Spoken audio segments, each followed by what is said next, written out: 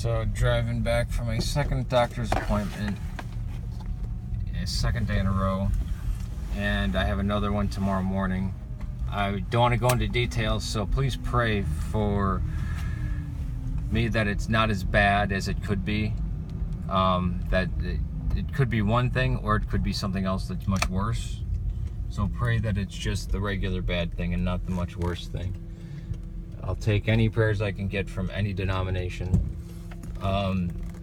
But what I wanted to speak about is Jews for Jesus and Messianic Jews.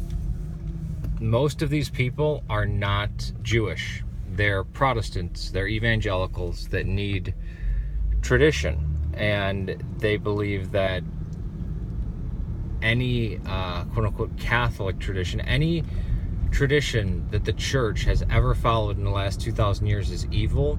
But somehow the Talmud, which is the traditions of men that the Pharisees followed, which Christ spoke directly against, and all the Levitical traditions that the Judaizers that Paul warned about were following, and they believe that this makes them better Christians, or superior ones. These are the exact Judaizers that Paul was talking about. Now, like I said before, it's kind of funny that Orthodox Jews, I've had friends that I've met online and could talk to for hours. Well, Joel and Mindy, Orthodox Jews.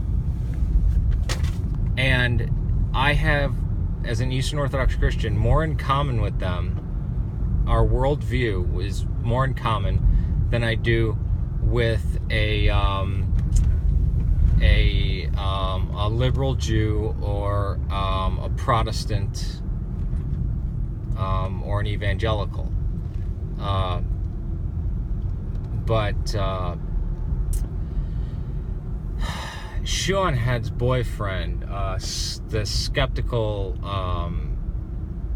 I forget his name, Armored Skeptic, he made a remark saying that the church that he went to was one of these churches where they, keep kosher, they obey the Sabbath as Saturday, they don't wear two fabrics, woven together, and that this was more in line with what the Bible teaches. Maybe more in line with what the Pentateuch teaches, but it sure as hell goes straight against the book of Galatians, the book of Acts, what Christ taught, what Paul taught, what Peter taught, and what John taught. And even James. James gave what are now what the Jews borrowed from us and called the Noahide laws. James said that's all you need to do. That's all you need to follow. Don't drink blood. Don't bow down to idols. Don't eat food sacrificed to idols. And you're good. You're a God-fearer. You're a good person. So any of these Messianic people, and keep in mind, the Messianic congregations, people who are called Messianic Jews, most of them are not Jewish. And this runs even in the evangelical circles. Like if you've seen that documentary about the Jesus camp, they hated the Catholic girl because she's Catholic. She's part of the Whore of Babylon and the Synagogue of Blood. But the Jewish girl, who was an atheist, but because she was a Jew, she was like something special. She was part of the special race, the Ubermensch. And it's really damn creepy. And the Jews that have converted to Orthodoxy know how insulting that this is to actual Judaism and how ridiculous it is. to blend. I mean, Paul talks about this. I remember James Apandier's box was saying that the Judaizers weren't even real Jews, that they were Gentiles trying to act like Jews. And I thought, no, they had to be real Jews. But then I started thinking about it.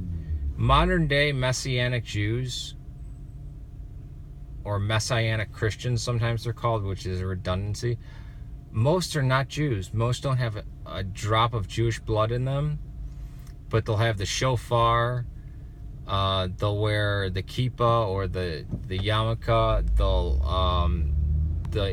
they'll claim that the Last Supper was a Seder meal, they'll practice the Jewish holidays, they'll wrap themselves in that shawl, they'll wear tassels on the corners of their clothes, and yet their services are shitty Christian rock, soft wuss rock, and motivational preacher. Nothing like a traditional synagogue. Nothing like traditional church. No liturgy at all. Whereas the worship that's done in the Orthodox Church, or even the ancient Latin Mass, developed organically from Jewish worship in the synagogue and the temple. Peace to you.